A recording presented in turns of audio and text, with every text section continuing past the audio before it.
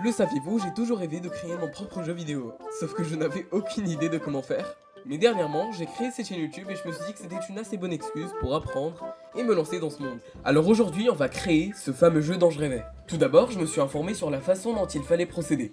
Il fallait un logiciel pour faire ça. Il en existe une vingtaine, mais j'ai choisi Unity car... je sais pas. Enfin bref, j'ai installé et lancé le logiciel, puis j'ai créé un nouveau projet.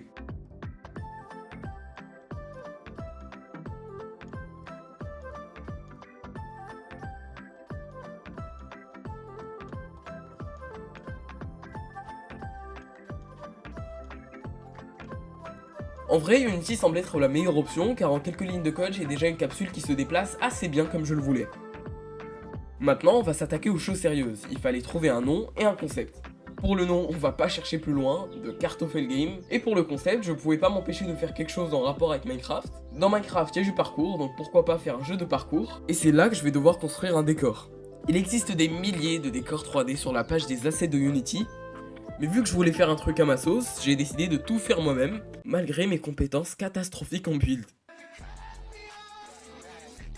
Pour commencer, j'ai donné une couleur verte au sol. Et ça me convenait pas trop, donc j'ai importé une texture d'herbe et c'était déjà un peu mieux, je crois. Ensuite, j'ai voulu commencer les obstacles, donc j'ai ajouté des cylindres. Je leur ai donné une couleur marron métallique, puis je me suis sérieusement inquiété pour ma créativité. Mon dieu, qu'est-ce que c'était moche! Donc j'ai supprimé et je me suis d'abord penché sur le décor. Déjà, je sais pas pourquoi, mais j'imaginais mon jeu avec des montagnes. Donc j'ai ouvert Paint 3D et j'ai fait de mon mieux. Et après quelques galères, j'ai enfin réussi à importer ces fameuses montagnes dans le jeu. C'est là que j'ai pu les placer un par un, régler leur taille, leur position, etc. etc. Puis je pouvais enfin commencer le parcours. Je voulais pas faire un truc trop compliqué car c'était que le début vers la création du prochain GTA peut-être. Donc j'ai repris les cylindres et je leur ai donné une couleur verte pour les parcours simples, jaune pour les parcours plus compliqués, orange plus compliqué, etc. etc. J'ai décidé de glisser un message caché à la fin du jeu.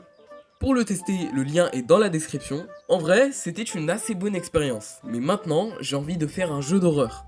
Si ça vous intéresse, faites-le moi savoir en commentaire et je ferai peut-être un deuxième épisode plus long. Sur ce, salut tout le monde, c'était Kartoffel, à plus.